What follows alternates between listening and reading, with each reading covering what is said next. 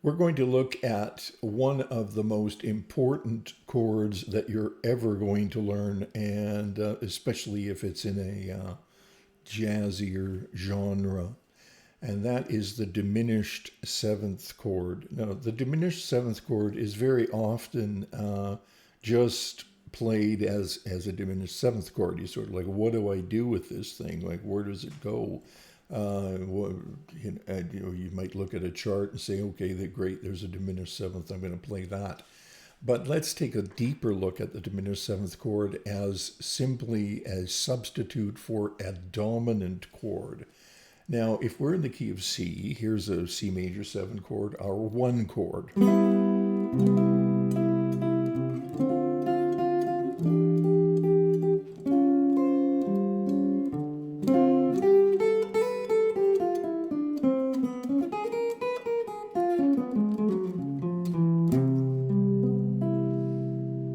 Okay, 1. Those other chords are just, related to the key of C. You can tell that I'm in the key of C. So the 1 chord is very often preceded by the 5 chord or the dominant chord, like a G7 leading to the 1. Right? 2, 5, 1. Okay, right? And that 5 chord has so much tension built up in it because of that tritone. That tritone wants to be resolved. Right? That's what it wants to do. That's a happy thing, right? Okay, so that tritone wants to be resolved to the 1 chord. Okay, now back to our diminished 7th chord. If I take a diminished chord like this,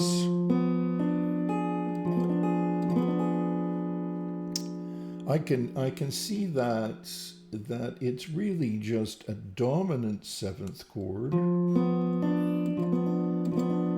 right? Without a root, right? No root, dominant 7th chord, without the root,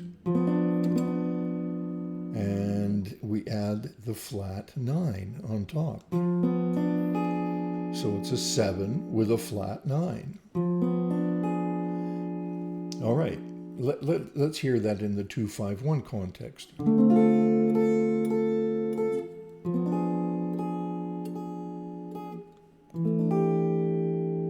Or just to that major 7.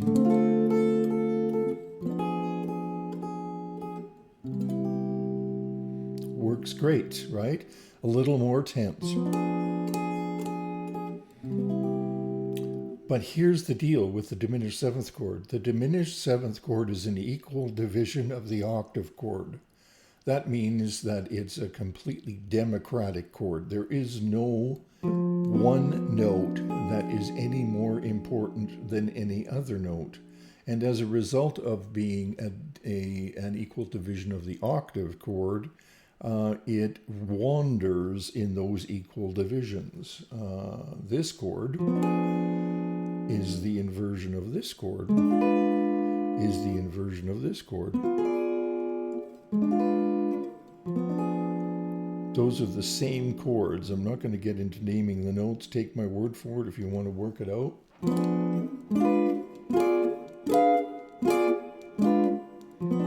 Those are all the same chord. I don't have to do anything else. No finger movement, no nothing, right? So what does that mean to my 2-5-1 progression? Well, let's add a couple of chords. There's a C major 7 as well, okay? That gives us a new one. And let's call this a 1 chord too, this C major 9. So here's my 2 chord.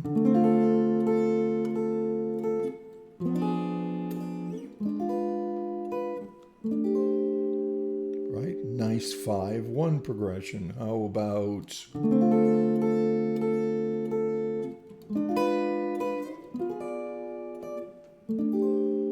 another nice 5-1 progression? Let's go even further.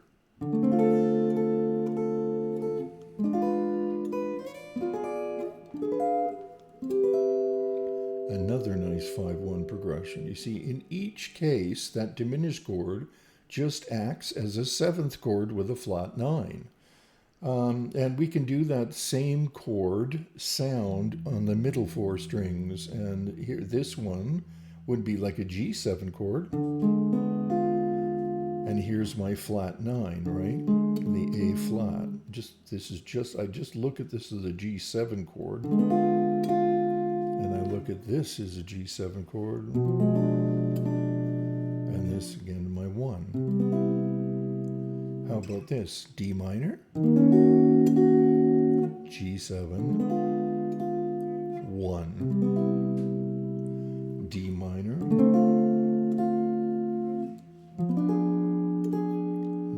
G7, inversion, 1.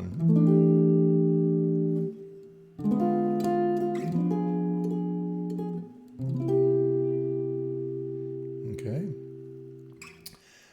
You can expand on this. So what I've just given you is, I would say 6.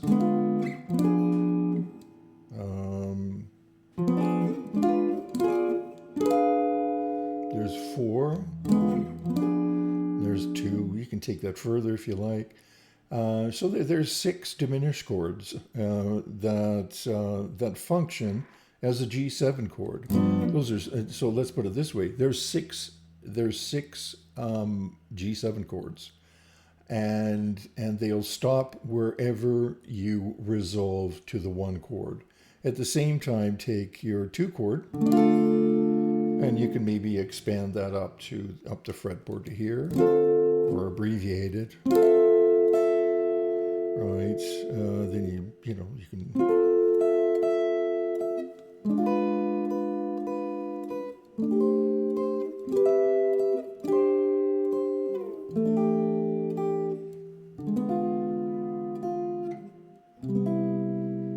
And just play with these resolutions like that, right?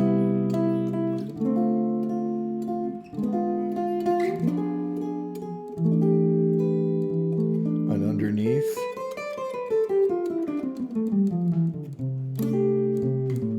just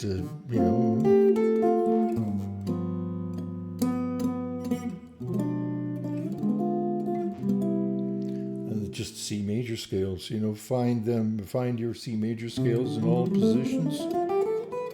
You don't have to get jazzy, just play your scales. And then 2, 5, 1, 2, 5, 1, 2, 5, 1. There's some experimenting for you to do. The diminished 7th chord is really powerful, and that's only one way that you can use the diminished 7th chord when you begin to understand the harmonic implications, or the amplifications, if you like. When you begin to understand the harmonic implications of the diminished 7th chord in substitute for the 5 chord. Okay, good. Thanks for stopping by, and we'll see you soon.